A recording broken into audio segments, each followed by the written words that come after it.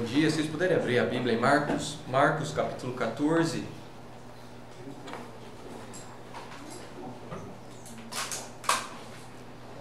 A gente vai estar vendo hoje dos versículos 41 ao 46, versículo 41 ao 46. O título da mensagem de hoje é o beijo enganoso. O beijo enganoso ou beijo mortal, se quiserem. Marcos capítulo 14, versículo 41 ao 46. Voltando pela terceira vez, ele lhes disse: vocês ainda dormem e descansam.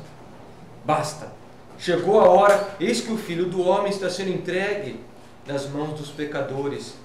Levantem-se e vamos. Aí vem aquele que me trai. Enquanto ele ainda falava, apareceu Judas, um dos 12. Com ele estava uma multidão armada, de espadas e varas, enviada pelos chefes dos sacerdotes, mestres da lei e líderes religiosos. Versículo 44. O traidor havia combinado um sinal com eles. Aquele a quem eu saudar com um beijo é ele. Prendam-no e levem-no em segurança. Dirigindo-se imediatamente a Jesus, Judas disse: Mestre, e o beijou. Os homens agarraram Jesus e o prenderam. Vamos orar e a gente continua. Pai, eu quero agradecer por essa manhã, Senhor, tão preciosa, que é celebrar a ressurreição de Jesus, celebrar o nosso Salvador, celebrar a obra do Pai, a obra do Espírito Santo, Senhor, nos chamar e nos converter e nos santificar. Pai, que o que a gente cantou aqui seja realmente verdade em nossas vidas, Pai, como a gente anseia chegar aquele dia, chegar no céu e te encontrar e falar: foi graça e só graça, Senhor.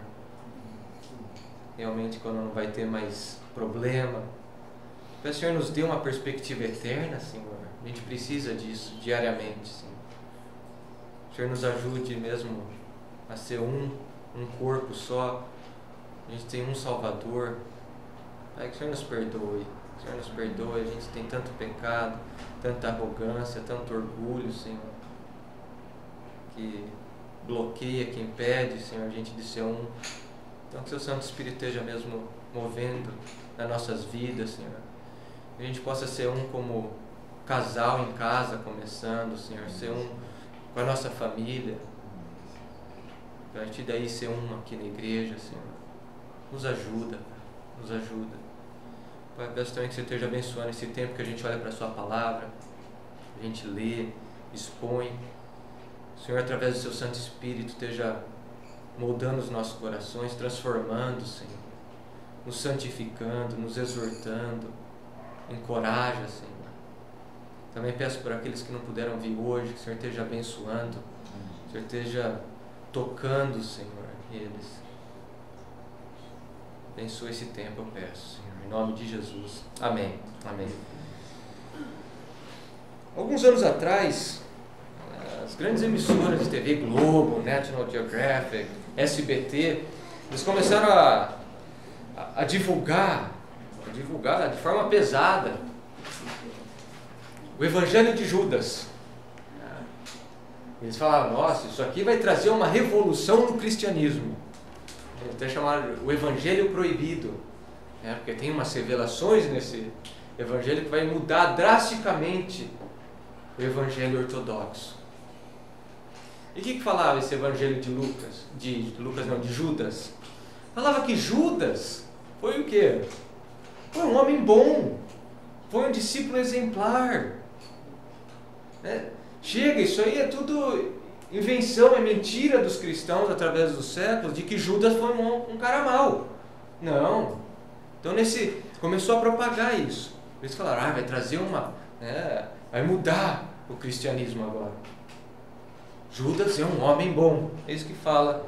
Vocês podem entrar, se vocês quiserem entrar no YouTube, procura lá, Jornal Nacional, sei lá, eu ponho o Evangelho de Judas, você vai ver quantas reportagens saíram, e eles falando realmente isso. Vai impactar o cristianismo agora. Eu comecei a dar uma procurada nisso aí, as seitas que veem Judas como um homem bom. Vou ler para vocês algumas coisas que eu achei, só para vocês verem o absurdo. Pergunta, estava nesse site.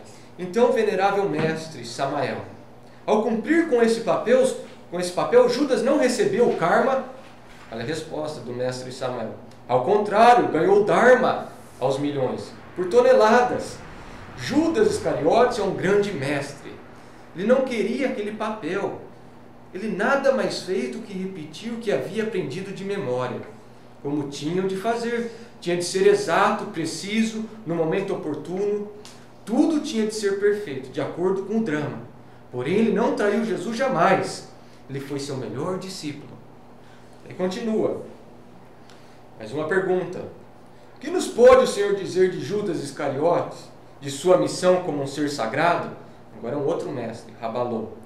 Através das seitas religiosas ou crenças, sempre se teve Judas como um elemento perverso, daninho, mau. Mas em realidade, de todos os apóstolos do Mestre Jesus, o mais adiantado, ou não digamos adiantado, senão de categoria superior, foi Judas, a quem tocou representar o papel mais terrível. Sobre Jesus e Judas existem muitas obras literárias, mas uma das poucas que nos tocam no fundo de nossa alma é o livro O Voo da Serpente Emplumada, de Armando Cosano. Nessa obra, presta atenção nisso, olha o que fala. Nessa obra é revelada a verdadeira história de um dos personagens mais importantes e mais injustiçado de toda a história do cristianismo. Um homem que amou tanto o seu mestre que teve que passar pela maior de todas as provações. Um homem que negou toda a felicidade nirvânica para se sacrificar em prol da humanidade, fazendo aquilo que deveria ser feito. Com um beijo, ele cumpriu sua missão e entrou para a história como sinônimo de traição.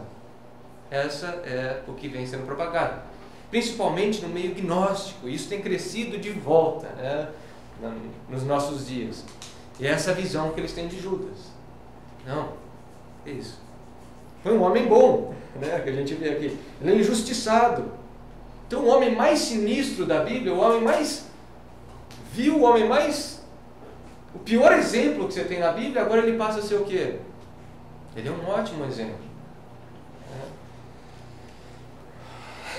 3 anos direto com Jesus, ministrando ao lado de Jesus, ouvindo Jesus pregar, tendo seu pé lavado por Jesus, sendo cuidado por Jesus. E mesmo assim ele odiou a Jesus, traiu Jesus, vendeu a Jesus pelo preço de um escravo. E agora a sociedade vê ele como um homem bom. É uma injustiça o que fazem com ele. Você começa a ver que, peraí, olha que a sociedade começa a exaltar Judas, não é de se estranhar que a sociedade também exalta o pecado de Judas, que é traição. Estava pensando isso essa semana. Falei, nossa, vê como que anda. Então Judas começa a ser exaltado e agora é o que a gente vê. Traição é exaltado em todo lugar. Todo tipo de traição. Adultério, todo filme que você assiste, tudo que você vai assistir tem adultério. E vai bombardeando as pessoas. E parece ser normal. Então, às vezes as pessoas assistem filmes. Nossa, foi ótimo o filme. Aí você assiste o filme, já tem adultério. Mas como que foi ótimo o filme? Tem adultério no filme. Como que a gente está tão, às vezes, sonolento, foi aquilo que a gente viu a semana, que a gente começa a engolir tudo. E essa história em Marcos 14 toca nesses dois assuntos. Judas e traição. É isso que a gente vai estar olhando aqui.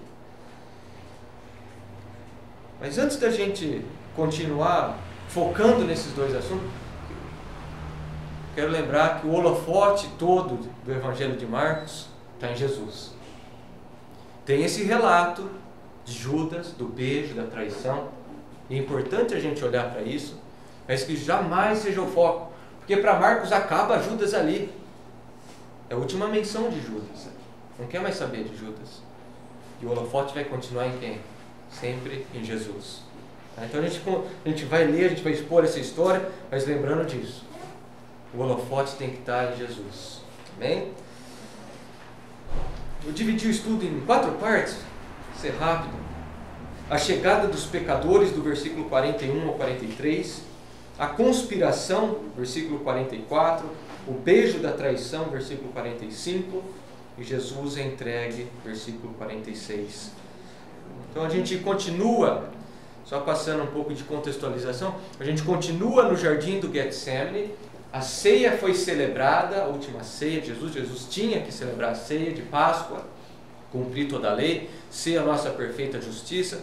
Então ele celebra a última ceia, ele não só celebra, como ele interpreta a última ceia. Eles cantam um hino, o último hino, e eles partem para o Monte das Oliveiras. A gente viu isso. Qual que era o intuito do Monte das Oliveiras? O Getsemane, que era ali naquela região. Eles vão para o jardim do Getsemane, para quê? Orar. Esse é o foco. Vamos lá que a gente vai orar.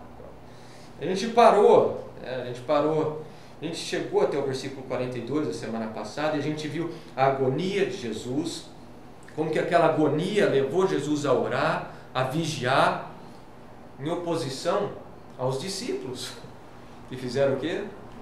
Dormiram. Né? E essa é a última noite de Jesus com seus discípulos, é a última noite dele. E que noite é essa, hein? Que noite? Noite de festa, noite que ele fala, alguém aqui vai me trair, é noite que ele fala que todos vão abandonar ele, é noite de traição, é noite de covardia, mas é noite de coragem também, parte dele.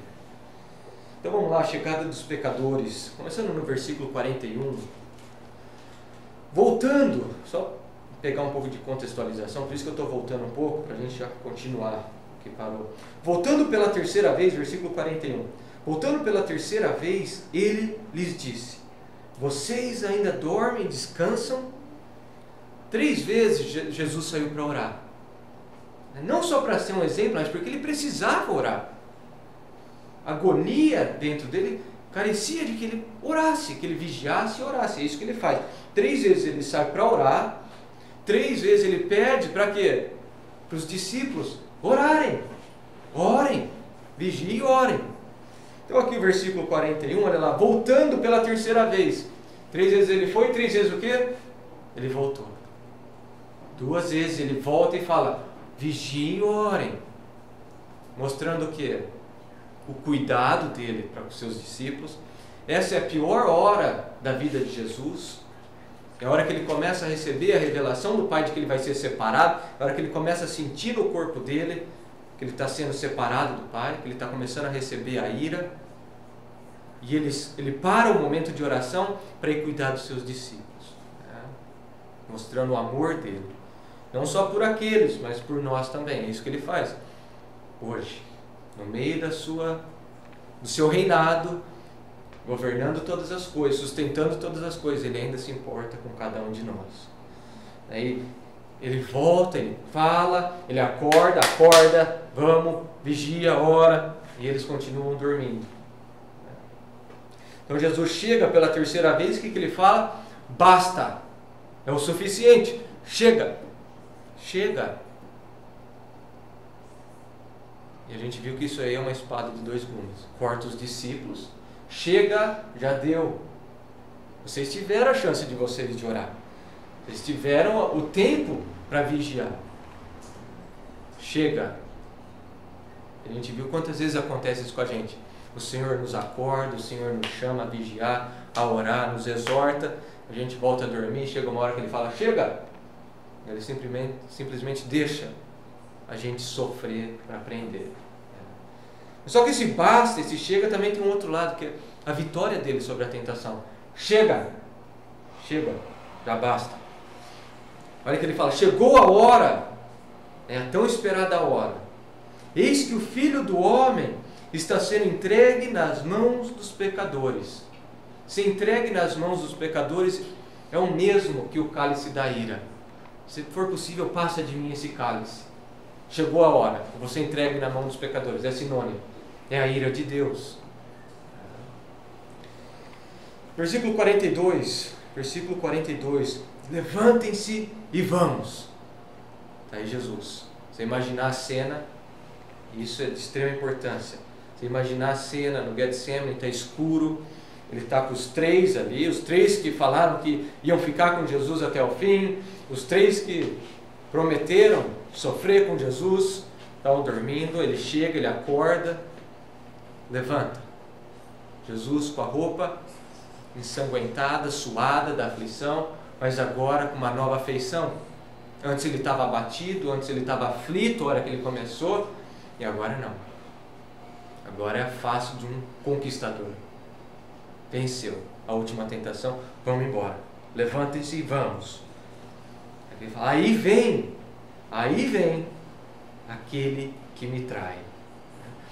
Provavelmente aqui ele já está com os outros que ficaram na portaria, já desceu, já encontrou com eles, e o que provavelmente acontece é que eles conseguem ver aquela multidão vindo com tocha, com lanterna, o barulho da multidão vindo. Por isso que ele fala, aí vem aquele que me trai. Está vendo aquela multidão vindo, no meio da escuridão, é lanterna, é tocha, dá para ver o que está acontecendo. Então eu coloquei aqui, essa é uma cena maravilhosa e temível. O Filho de Deus, de pé, venceu a tentação e pronto para encarar o seu inimigo. Ele não foge. Olha o que ele fala, aí vem aquele que me trai, vamos. Ele vai enfrentar o inimigo. Enquanto a maioria de nós fugimos, ele não. Vamos, chegou a hora. Versículo 43. Enquanto ele ainda falava, apareceu Judas, um dos 12. João capítulo 13, versículo 30, diz que Judas, depois que ele comeu o pão, ele não ficou para celebrar a ceia. Então ele celebrou parte daquela ceia e saiu. E João diz assim, ele saiu para a escuridão, para a noite. Dando a entender que ele foi para as trevas, foi para a perdição de vez. Então Judas já tinha saído, a gente não sabe qual foi a desculpa que ele deu, a gente sabe que ele saiu no meio da refeição, deve ter falado alguma coisa, Jesus liberou, não pode ir, saiu, então agora ele volta. Olha lá, apareceu Judas, um dos 12. É assim que Marcos trata. Judas, esse é o traidor e um dos 12. Não é para identificar ele só, mas é para quê? Mostrar quão terrível é o pecado desse homem. Ele não só está traindo, mas ele era um dos 12. 3 anos com Jesus, ministrando com Jesus, ouvindo a pregação de Jesus, sendo cuidado por Jesus, ministrando, sendo ministrado, todos os privilégios ali.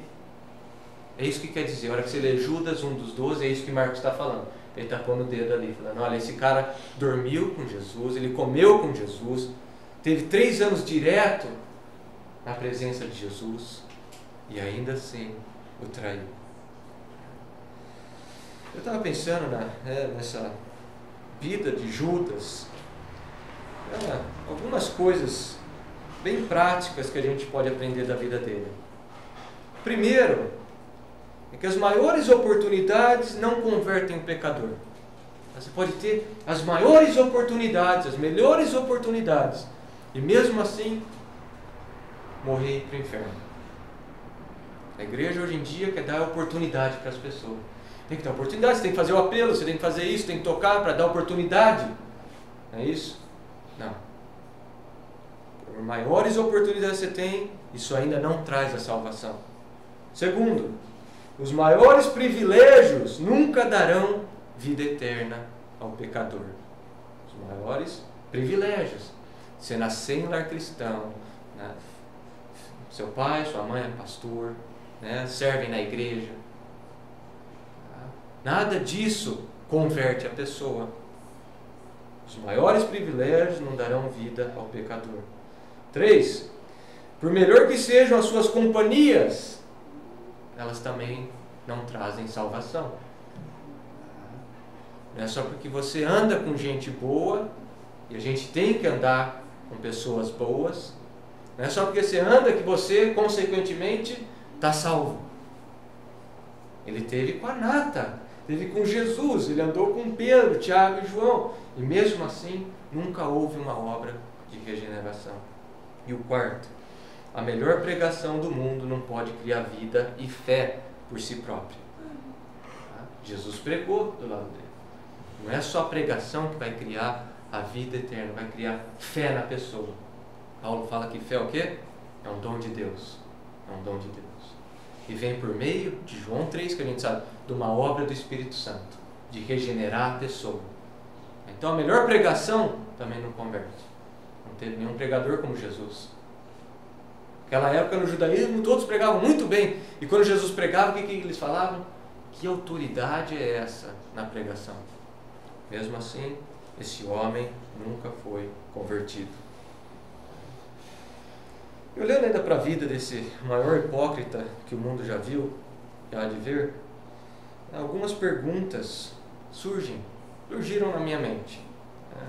Quão perto alguém pode estar de Jesus e ainda assim não conhecê-lo? Quão perto pode alguém estar de Jesus, ouvir a palavra, estar perto da presença e ainda assim não conhecer Ele? Então, quão perto pode alguém estar da verdade e ainda permanecer na mentira? Quão perto pode alguém estar da salvação? Imagina, está perto de Jesus.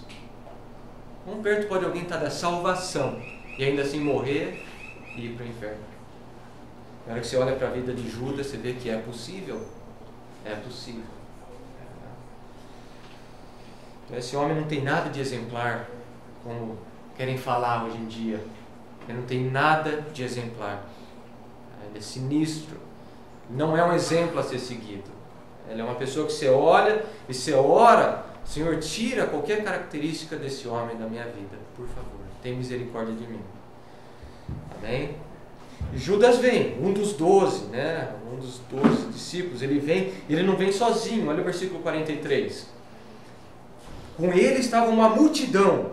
A gente não sabe ao certo quantas pessoas estão ali.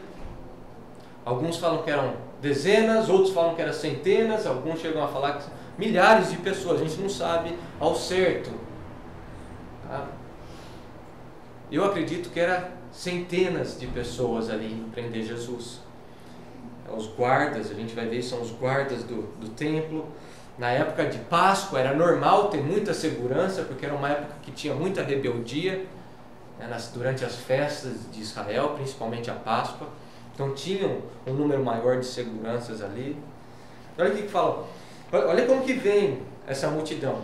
Eles não vêm jogar perto, eles não vêm abraçar ou adorar Jesus, eles não vêm louvar Jesus, eles não vêm com um sorriso para Jesus. Olha com o que eles vêm. Espadas, uma raira ou uma caira, é a espada romana, uma espada bem afiada, usada para ataque. Uma das marcas que ficava no cinturão do soldado romano. Mas não só o soldado romano usava isso aí, era uma faca. Já era uma espada usada por várias pessoas como modo de segurança. Com 3 oitão, carregava na cinta ali, aquilo lá. E varas, olha o que ele diz, olha como eles vêm com espadas e varas. Isso aí é um pedaço de pau, como se fosse um cacetete de pau, muito usado pelos guardas do templo. Isso aí é usado. Mas só que é interessante que durante as festas eles recomendavam não carregar esse varão, esse cacetete. Mas aqui eles vêm com espadas e varas. Alguns comentaristas acham que aí já tem, não dá para ter certeza, mas já acredito que já tem soldados romanos junto com essa multidão. Principalmente por causa da palavra que João usa, João capítulo 18. Podem abrir lá, João 18, para dar uma olhadinha. Versículo 3. João 18, 3.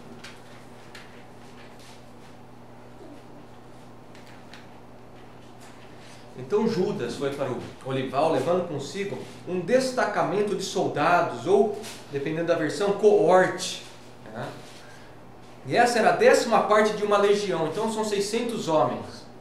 É o grego espeira. 600 homens. Ele diz: e alguns guardas enviados pelos chefes dos sacerdotes e fariseus, levando tochas, lanternas e armas. Alguns acreditam que já tinha ali, então, soldados romanos, já foi enviado junto. Outros argumentam que não, ainda não, aqui são só os judeus por enquanto. E eles falam, principalmente Francis no seu comentário, ele fala que já naquela época, os guardas do templo já eram divididos de forma, já eram meio que os comandantes, já recebiam tipo o ranking do soldado romano. Então não necessariamente já tem romano aqui, a espada, que geralmente as pessoas falam, então, tá vendo? Então já tem um soldado romano carregando a espada. Era uma espada normal de uso. A gente vai ver aqui que quem corta a orelha está carregando uma dessa também. Não dá para saber se já tinha, se não tem. Também não faz tanta importância. Tá? O que é importante a gente olhar e ver é quão incapacitados eles são de entender o reino de Deus. Olha como que eles vêm atacar Jesus, prender Jesus. Com o quê? Com armas. Mostrando que eles não têm entendimento nenhum de quem é Jesus e do reino que ele está falando. E não é assim. A mente de todo homem não regenerado não consegue compreender as coisas do reino, não consegue entender as coisas do reino de Deus. Então eles se aproximam de Jesus como um mini exército, uma milícia para ir pegar um cordeiro no campo. E a cena realmente é de injustiça, porque você tem homens armados indo buscar um homem justo, indo prender um homem justo. Então uma cena de injustiça. A hora que você fecha o olho e tenta imaginar aquelas centenas de homens no meio da noite indo buscar Jesus com armas. Uma cena de injustiça e uma cena de covardia. Estão todos armados, diferente de Jesus. Versículo 43 ainda, olha só, mais triste ainda você saber quem que enviou essa multidão. Tá, isso aí não é um grupo de rebelde que saiu batendo lata pela rua e falou, vamos pegar esse Jesus. Não, é um grupo enviado por nada menos que o Sinédrio, o maior grupo do judaísmo, os líderes dos líderes. Tá? E são essas pessoas que enviam essa multidão ali, enviada pelos chefes dos sacerdotes, mestres da lei e líderes religiosos. Dá uma olhadinha em Marcos 8, versículo 31. Marcos 8, 31. É a primeira vez que Jesus fala abertamente da sua morte. Então ele fala assim, então ele começou a ensinar-lhes que era necessário que o Filho do Homem sofresse muitas coisas e fosse rejeitado pelos líderes religiosos, pelos chefes dos sacerdotes e pelos mestres da lei. Está aí os três. São representantes do Sinédrio. Estão vindo aqui pegar Jesus. Então você pensar que o Sinédrio é quem comanda o judaísmo. Eles que simbolizam todo o judaísmo, a nação judaica. E são eles que enviam esse grupo para pegar Jesus. Se você pensar nisso, tem uma cadeia aí. Então quer dizer que é toda a nação judaica querendo pegar Jesus. Isso é o que está no coração de todos eles. Eles representam o que todo o judaísmo quer. E que é o quê? A morte de Jesus. Eles não querem esse falso Messias para eles. E não só, se você pensar, não só representa o judaísmo, representa todo incrédulo. Toda pessoa não convertida, a Bíblia fala que ela é inimiga de Deus. Não é assim? Então você pensar, não está só representando o judaísmo da época, ou só os líderes religiosos. Não, está representando todo mundo que não nasceu de novo. Ah, que pessoa bonzinha, só precisa de salvação. Não, ela é inimiga de Deus. Ela ainda é inimiga de Deus. Olha só, Romanos 8,7. Romanos 8,7. A mentalidade da carne é inimiga de Deus. Tiago 4,4. Adúlteros, vocês não sabem que a amizade com o mundo é inimizade com Deus. Então isso representa todos sem uma obra graciosa de regeneração. É assim que as pessoas vão para Jesus. Mas ninguém vai para Jesus querendo adorar, sem uma obra de regeneração. Vai realmente com espada e bastão. Não gostam. Como que eles iam chegar a Jesus? Olha o versículo 44. A noite é escura. É tudo escuro. Não tem poste de luz como a gente tem hoje. Eles estão no meio do olival ali. Tudo escuro. O traidor havia combinado um sinal com eles. Então aqui você tem um pouco mais de informação sobre aquela conspiração que a gente viu no capítulo 14, versículos 10 e 11. Quando Judas vai fazer o seu plano. Então você tem um pouco mais de informação aqui. Ele havia combinado, esse combinado, ele fazia um acordo, ele faz um trato com eles. Você vê quão maligno é. Ele está fazendo um acordo, ele está dando a palavra dele, ele está prometendo alguma coisa ali. Ele precisava de um sinal, né? Porque a noite é escura. Nem todos ali conheciam a face de Jesus, tinham visto Jesus pessoalmente. Porque você imaginar uma multidão, não tinha internet, não tinha TV para você ver a face de Jesus. Então nem todos ali tinham visto Jesus. A noite é escura. Ele está com outros 11 homens. Então ele precisa de alguém realmente para identificar quem que é. Para eles não pegarem a pessoa errada. Isso mostra que Jesus não tinha uma auréola sobre a cabeça dele. Era um halo. Você vê os desenhos, né, as pinturas. Jesus tem o quê? Ele está entre os discípulos, ele tem o quê? Um halo, né, uma veste branca, toda diferente. Não, ele era igual. Ele era muito parecido com todos eles. Tanto é que precisa de alguém para identificá-lo. É esse. Né? E qual que ia ser o sinal que Judas ia dar? Olha lá. Aquele quem eu saudar com um beijo é ele. É baixo isso, é terrível. Ele podia simplesmente apontar e falar, é o da direita. Né? Gritar, apontar, é aquele lá. Ou sei lá, correr e agarrar ele. Não, ele é tão baixo, ele vai tão fundo na lama, que agora ele tem um outro sinal. Ele vai saudar com um beijo. Saudar com um beijo. O que é saudar com um beijo? Vou ler 2 comentários, só para vocês terem uma ideia. O beijo era um sinal de afeto especial entre membros da família, bons amigos, e um sinal de honra e afeto entre um discípulo e seu mestre. Um outro comentário fala assim, homens na antiga e moderna Palestina costumavam cumprimentar um ao outro com um beijo na face. Essa era a maneira comum de saudar um venerável rabino, e teria parecido um saudar de paz para os outros discípulos. Você pega na Bíblia, você tem vários relatos de um saudar o outro com um beijo. Gênesis 29, 13, Labão e Jacó, eles se encontram, eles se beijam, se abraçam. Gênesis 33, 4, Esaú e Jacó, depois que eles brigaram, eles se encontram, eles se abraçam e se beijam. 2 Samuel 15, 5. E no Novo Testamento também. Paulo várias vezes encerra a carta falando o quê? Saudem uns aos outros com um beijo santo.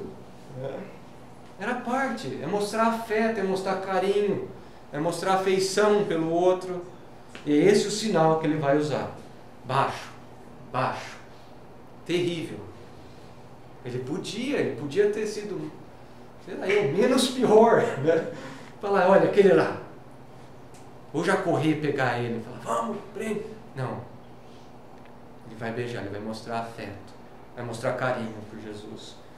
Assim que eu saudar com um beijo, é ele. Olha o que ele fala. Prendam-no e levem em segurança. Prender, a palavra é bem interessante, ela tem sentido de se apoderar da pessoa, exercer força e poder sobre alguém, e levá-lo aqui é o sentido de levar realmente um marginal, né, um criminoso, um rebelde para julgamento. Agora que vocês fizerem isso, façam em segurança. Não vai deixar ele fugir porque eu preciso do meu dinheiro. Isso que Judas está falando. Faz em segurança. Faz em segurança porque ele é perigoso, ele já fugiu outras vezes também. É interessante você imaginar que o pecado desses homens é tão escuro, a mente deles está tão obscura, que eles acham que eles têm poder para quê? Para se apoderar de Jesus. Eles acham que eles têm força neles próprios. Para quê? Agarrar Jesus, prender, se apoderar, exercer domínio sobre Jesus. Eles acham que tem a força física, mas hoje em dia, se você pensar na área espiritual, tem tanta igreja que fala para os cristãos coisa parecida. Você tem como exercer poder sobre Jesus. A teologia da prosperidade é isso. Você clamou, pediu e você vai ter. É como se você estivesse exercendo um poder sobre... É você que domina Jesus. Basta ter fé. Semelhantemente, a mesma mentira. Mesma mentira. O beijo. Versículo 45. Dirigindo-se imediatamente a Jesus, Judas disse, mestre, e o beijou. Isso aqui é o ápice da hipocrisia, é o ápice da ganância, é o ápice da encenação. Esse versículo 45 aqui. O ápice da covardia também. Olha os passos de Judas, vamos lá, os passos de Judas. Então ele se dirige a Jesus, ele se aproxima de Jesus. Esse verbo é usado também em Hebreus muito para se aproximar de Deus, para pedir graça, para pedir perdão. Mas ele se aproxima de Jesus para quê? Para trair ele, para matar Jesus. Ele se aproxima de Jesus não para pedir graça e para pedir perdão, mas ele se aproxima de Jesus para satisfazer a vontade dele, carnal, do dinheiro. Eu quero meu dinheiro. Ele se aproxima de Jesus para isso. Olha lá, ele chama Jesus de mestre e sauda, mestre. Olha cada ação perversa de Judas. Ele se aproxima de Jesus. Não bastou se aproximar. Olha a hipocrisia dele. Mestre, rabino. Como se os ensinos de Jesus fossem o que guiassem a vida de Judas. Como se os ensinos de Jesus fossem a verdade na vida dele. Como se Jesus fosse realmente aquele homem inspirador na vida dele. Esse era o papel do rabino naquela época. Quanta hipocrisia. Mateus fala assim, Mateus diz que ele chega e fala, salve mestre. Salve, mestre. Tanta hipocrisia. Daí ele beija. Terceiro passo. É o ápice da hipocrisia aí. É agora que ele apunhala Jesus pelas costas, para cá, o beijo. E o beijou. É interessante a palavra grega aqui, que ela é diferente do primeiro beijo que a gente tem. Essa palavra aqui é filo, mas ela tem um prefixo antes, katá, que intensifica a palavra. Então não foi só um beijinho, foi um beijo com afeto. Beijou, não dá para saber se ele beijou várias vezes. O sentido da palavra é um beijo com muito afeto. É a mesma palavra usada na parábola do filho pródigo, quando ele volta para casa e o pai beija ele com afeição. É a mesma palavra aqui. Você vê a encenação, a perfeita encenação de Judas. Se aproxima de Jesus, mestre, sauda ele com beijo, abraça ele firme. Provérbios 27, 6, é daí que eu tirei o título da mensagem, é bem propício para Judas. Provérbios 27, 6. Leais são as feridas feitas pelo amigo, mas os beijos do inimigo são enganosos. Exatamente isso. Eu estava pensando nos passos de Judas, ele se dirigindo a Jesus. Essa semana eu recebi um e-mail falando de como que os evangélicos no Brasil têm abandonado a religião, que teve uma explosão muito grande e agora tem um monte de gente abandonando a igreja. Daí tinha o exemplo do jogador Kaká e da esposa dele, que agora não precisam mais de igreja. Então mostrando isso, como que teve uma explosão no cristianismo, no evangelho aqui no Brasil, e de repente agora, eu pensando nos passos de Judas, você vê como que dá para relacionar os passos de Judas com os evangélicos no Brasil, a semelhança deles. Como, primeiro, eles se aproximam de Jesus. Se aproximam de Jesus. Mas não é para buscar graça, não é para buscar perdão. Eles se aproximam de Jesus geralmente pela emoção, não pela regeneração. Porque a música foi gostosa, o espetáculo foi bom, a mensagem foi gostosa. Então eles se aproximam de Jesus e chamam de mestre. É o mestre Jesus. Só que eles odeiam os ensinos de Jesus.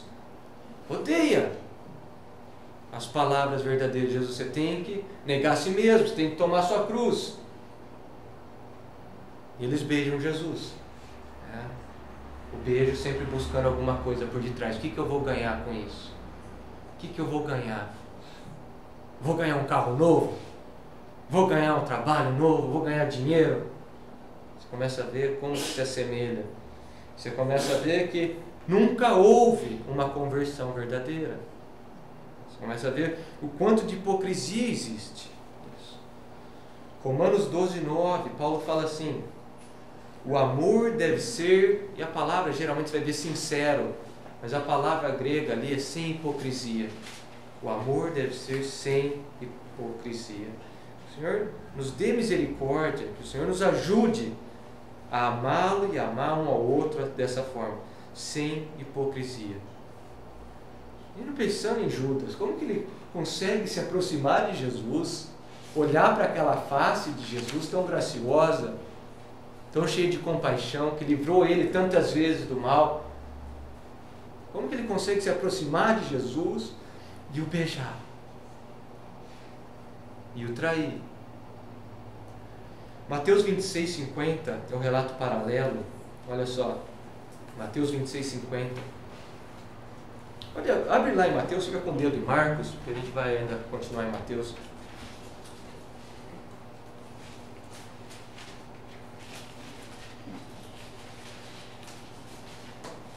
Olha o que Jesus diz para Judas quando ele vem e o beija.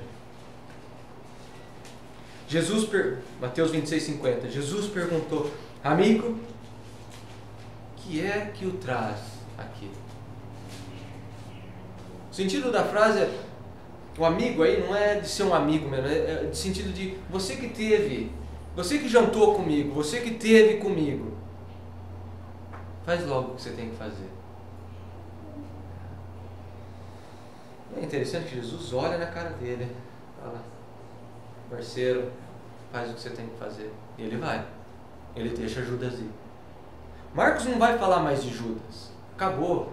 Para Marcos não quer mais falar de Judas. O holofote, como eu falei no começo, está em Jesus. Mateus fala o que aconteceu com Judas. É para Mateus 27. Mateus 27. A gente vê qual que é o fim da história de Judas.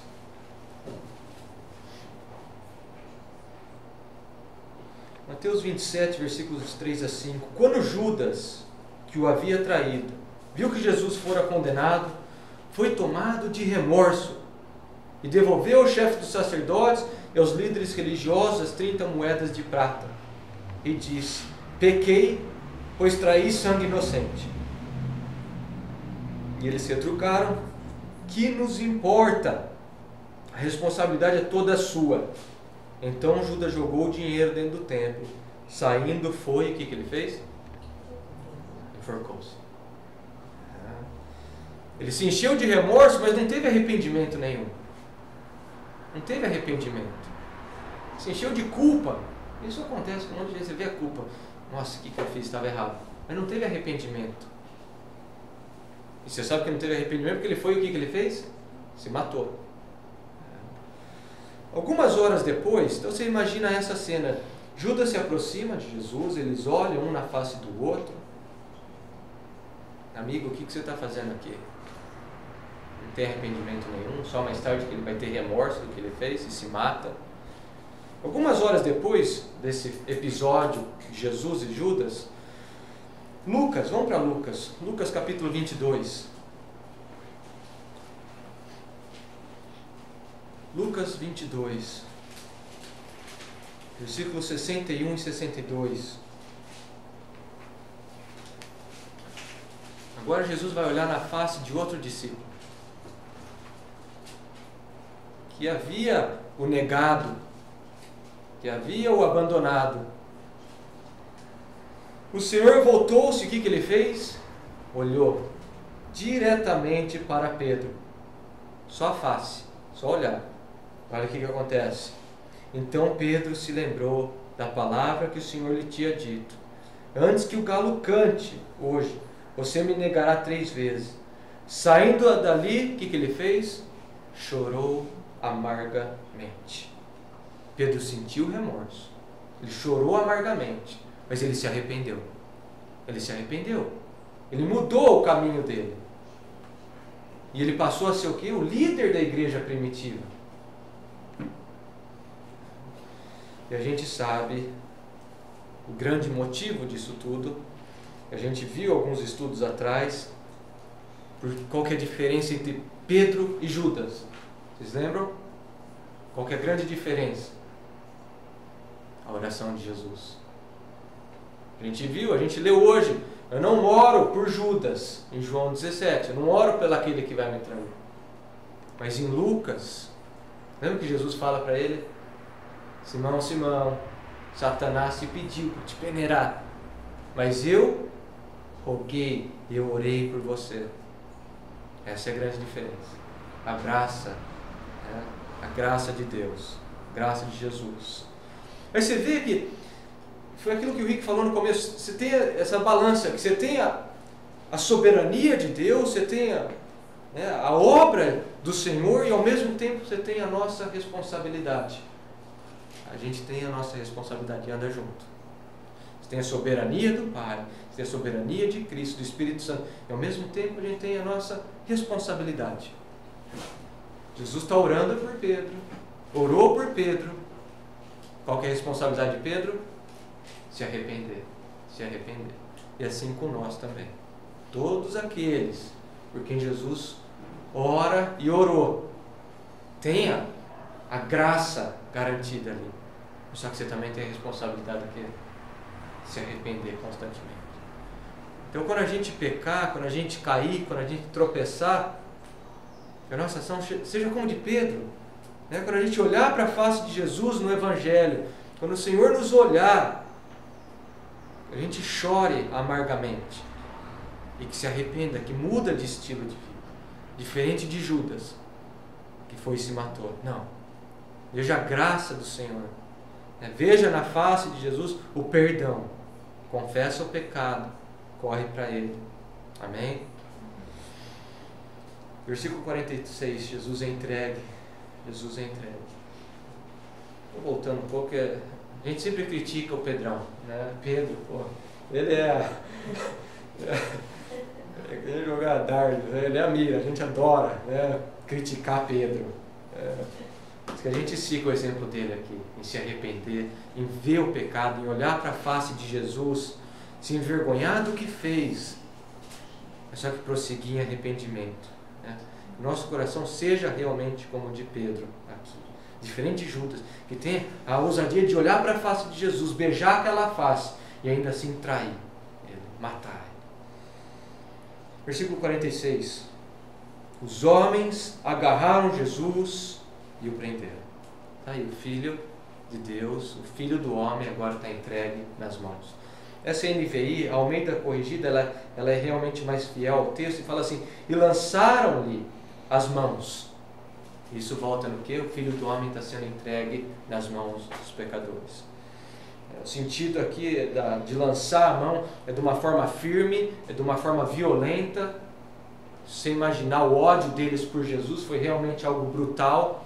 O modo que eles se apoderam de Jesus, como eles colocam a mão sobre Jesus, não foi gracioso, não foi, olha, põe a sua mão para trás, Jesus, que agora a gente vai te prender. Não. Vieram de forma violenta sobre ele.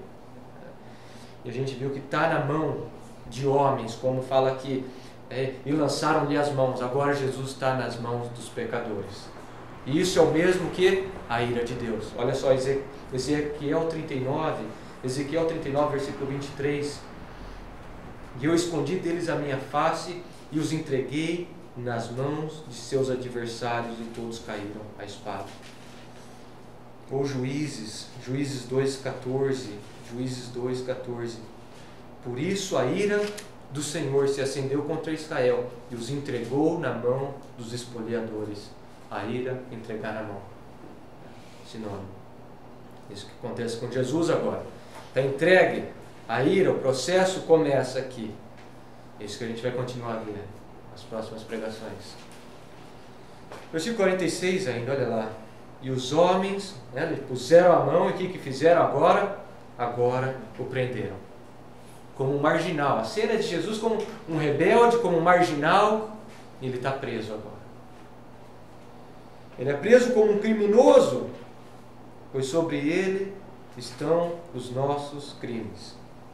Ele é preso como um ladrão, pois sobre ele estão todas as vezes que roubamos a glória de Deus. Ele é preso como um rebelde, pois sobre ele estão todas as nossas rebeldias contra a santa vontade de Deus. Ele surpreende como um malfeitor, pois sobre o nosso Salvador estão todas as nossas facínoras. e ele é levado como um delinquente, pois ele está carregando todas as nossas repetidas ofensas. Essa é a cena. Ele preso, inocente preso, por causa do nosso pecado. E ele é preso para que a gente pudesse ser o quê? Livre. Ele é preso, ele é acorrentado para que a gente pudesse ter a nossa corrente solta do pecado, ser livre. Que cena é essa? Cena realmente de baixaria, é uma cena de covardia, é uma cena de injustiça, tudo por causa do nosso pecado. E quão leve a gente toma o nosso pecado, né? Quão fácil a gente cultivar pecado na nossa vida e achar que está tudo bem. Não, quão terrível é o pecado que fez o nosso Senhor ser levado como um marginal, como um delinquente, como um rebelde, quando o que ele só estava fazendo era levar a nossa rebeldia.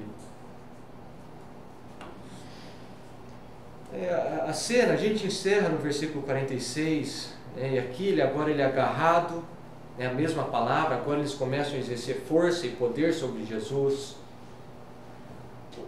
E o que parece ser é que, pronto, agora Jesus foi tomado pelos homens. Vamos para João 10. A gente vai ficar um pouquinho em João para encerrar aqui. João 10, versículo 17. Para a gente lembrar que ele está na mão dos homens, ele está sob o poder e a força e a autoridade dos homens. Mas não por causa da esperteza deles, não por causa da astúcia deles, não por causa da força deles, mas por outro motivo. João 10, 17. Por isso é que meu Pai me ama, porque eu dou a minha vida para retomá-la. Ninguém a tira de mim, mas eu a dou por minha espontânea vontade. Tenho autoridade para dá-la e para retomá-la. Esta ordem recebi de meu Pai. Ele está nas mãos dele, mas por quê? Não porque eles são bons, porque eles são espertos, porque eles são fortes, poderosos. Não, porque ele entrega a vida dele. Ele entrega a vida dele. Às vezes você olha só para essa cena em Marcos e parece ter sido realmente que acabou ali. Por isso que é legal quando você pega os outros paralelos, você tem uma história completa do que aconteceu. Vamos para João 18, falei que a gente ia ficar em João 18, só para vocês verem um pouco da demonstração de quem que estava no controle naquele momento. Se eram os homens, se era a liderança de Israel ou se era Jesus. Vamos lá, João 18. Começando no versículo 1. Tendo terminado de orar, Jesus saiu com seus discípulos e atravessou o vale do Cedrão. Do outro lado havia um olival, onde entrou com eles. A gente sabe que ele entrou lá para orar. Ora, Judas, o traidor, conhecia aquele lugar, porque Jesus muitas vezes se reunira ali com seus discípulos. Então Judas foi para o olival, levando consigo um destacamento de soldados e alguns guardas enviados pelos chefes dos sacerdotes e fariseus, levando tochas, lanternas e armas. Só olhando aí você já vê que Jesus não estava fugindo de Judas. Ele vai para lá porque ele sabe que Judas sabe onde encontrá-lo. Então ele não é um covarde que está correndo, tentando fugir, não. Ele sabe exatamente o que vai acontecer, por isso que ele vai para lá. Versículo 4. Jesus, sabendo de tudo o que lhe ia acontecer, a soberania, a valentia do nosso Senhor, ele sabe de tudo que ele está para acontecer. O que ele faz? Saiu. Olha o versículo 4. E Jesus, sabendo de tudo o que lhe ia acontecer, saiu. É ele quem se entrega, é ele quem vai em direção a eles. É ele quem está indo em direção. Ele saiu, foi encontrar com eles. E lhes perguntou: a quem vocês estão procurando? Mostrando que quem está na liderança de tudo? Ele que vai encontrar, é ele que faz a pergunta: quem que vocês estão procurando? Versículo 5. Ah, Jesus de Nazaré, responderam eles. É que eles têm Jesus só como um homem de Nazaré. Essa é a ideia deles. Ah, Jesus de Nazaré, aquele nazareno. Olha o que Jesus diz: sou eu. Sou eu. Quem que é o eu sou, o grande eu sou? Não é o Deus Todo-Poderoso. Em Êxodo 3, quando o Senhor se revela a Moisés, qual que é o nome que ele dá? Eu sou o Todo-Poderoso. É exatamente isso que Jesus faz aqui. Eu sou. O que acontece? O que acontece depois? Quando Jesus disse, olha o versículo 6, sou eu, eles se recuaram e caíram por terra. Tem gente que tem a ousadia de falar que foi porque o pelotão da frente andou para trás e eles tropeçaram. Tudo. Não teve. Eles sabiam muito bem como marchar, como se organizar. Não foi o pelotão da frente que caiu assustado e derrubou todo mundo para trás. Não. É a soberania e a autoridade da palavra de Deus. Assim como ele teve na palavra dele, ele acalma a tempestade. Assim como com a palavra dele ele expulsa demônios. E como com a palavra dele ele ressuscita o morto. Na palavra dele ele fala, é como um varão que quebra o joelho desses homens, mesmo eles não querendo, eles se prostram, eles caem diante dele. É isso que aconteceu. Quando Jesus disse, sou eu, eles se recuaram e caíram por terra. E é interessante que ele menciona aqui quem que está lá no meio. Judas. Judas está no... E Judas cai também. Tá? Mostrando que o poder não está em Judas. O poder está em quem?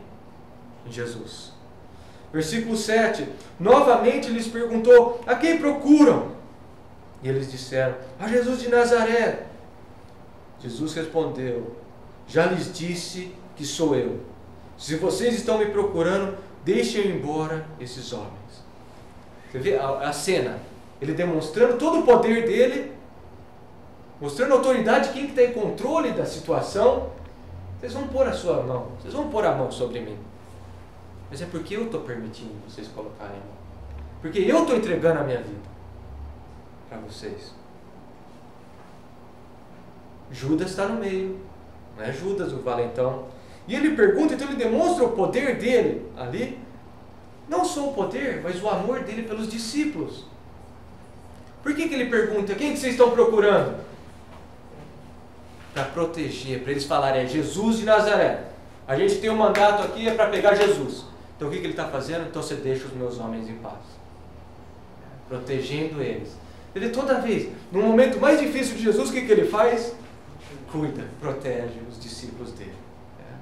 Você vê a cena, tudo, o trama da crucificação, e quão maravilhoso é a soberania de Jesus, a soberania dele sobre tudo.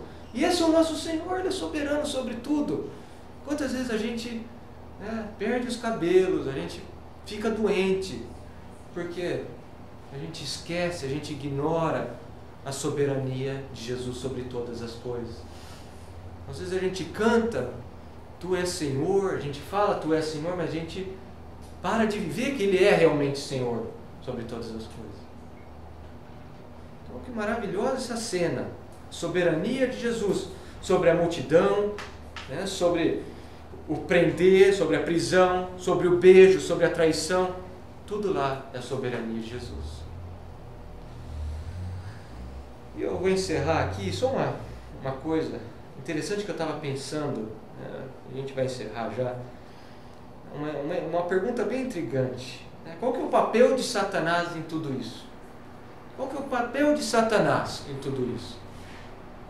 Porque a gente sabe que Satanás não queria a cruz de jeito nenhum. A última coisa que ele queria era a crucificação de Jesus.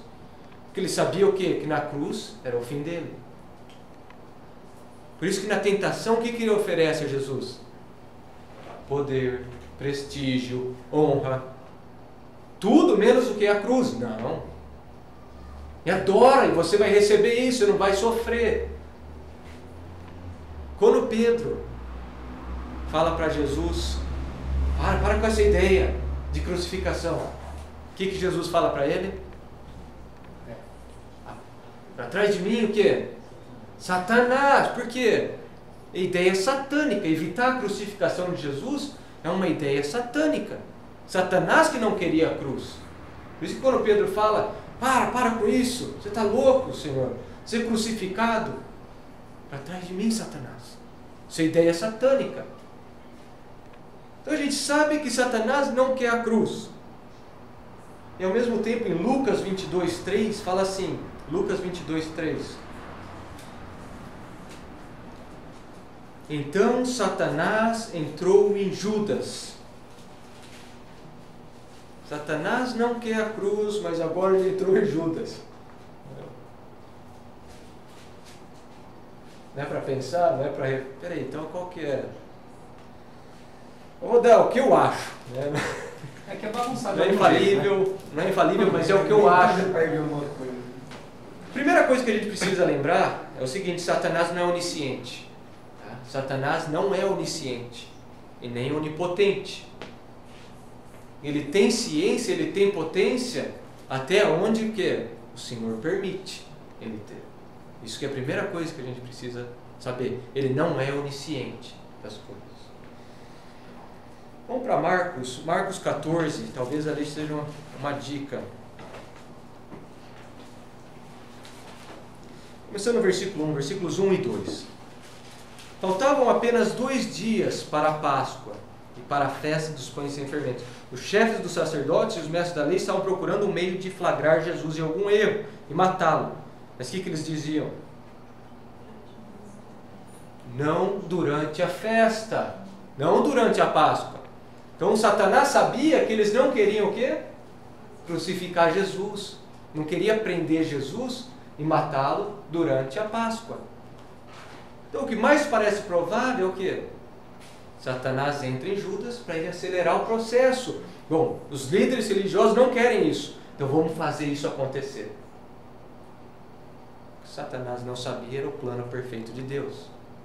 Como que tudo ia se desvendar, como que ele ia orquestrar todas as coisas. Então ele tenta acelerar o processo, porque ele sabe, ele podia ouvir, ele ouviu os líderes falando, não na Páscoa. Opa, então não vai rolar a crucificação na Páscoa. Então ele entra em Judas, vamos acelerar esse processo, para que não role agora, não vai rolar. Talvez vai haver uma rebeldia, vai haver pessoas se manifestando, e não vai rolar a crucificação de Jesus. Um comentarista fala assim: esta forma de execução, falando da crucificação, era uma punição romana, reservada para escravos e para os piores criminosos. E o fato de que Jesus foi submetido a esse tipo de morte dependia de uma combinação de eventos que nenhum ser humano poderia ter previsto. Eu coloco aqui, nem mesmo Satanás. Era contra a lei deles exercer condenação naquele dia. Você vê como que é a mão de Deus. E esse é o Senhor que a gente ama. Ele é soberano sobre a morte, Ele é soberano sobre o beijo, Ele é soberano, que a gente tem visto em Marcos, sobre as doenças, Ele é soberano sobre as calamidades. E isso que as pessoas precisam entender. Ele é soberano sobre Satanás. Satanás. Não é maravilhoso servir um Senhor desse? Ele é soberano sobre todas as coisas. Algumas pessoas enfatizam tanto Satanás que parece que Satanás tem mais poder que Jesus. Não. O Senhor que tem poder. O Senhor que é onisciente. O Senhor que é onipotente. É isso que a gente vê a manifestação aqui. De como Satanás é vencido. De como ele é frágil perto do nosso Deus. E a soberania de Cristo em tudo. Amém? A gente continua semana que vem a gente continua nessa passagem, a gente vai ver os valentes discípulos fugindo. É isso que a gente vai ver a semana que vem. Que a gente possa ir para casa e lembrar, né, do amor de Jesus pelos discípulos, o cuidado dele, a perversidade de Judas. A gente possa orar para que o Senhor tire toda a hipocrisia, tudo que possa se assemelhar a Judas. Ganância, cobiça, a se aproximar de Jesus para conseguir alguma coisa, a falar, eu amo o Senhor, eu amo o Mestre. Só quando na verdade você odeia os ensinos, você não medita nos ensinos dele, você não se deleita nos ensinos dele. Amém? Que a gente possa descansar na soberania de Cristo sobre todas as coisas.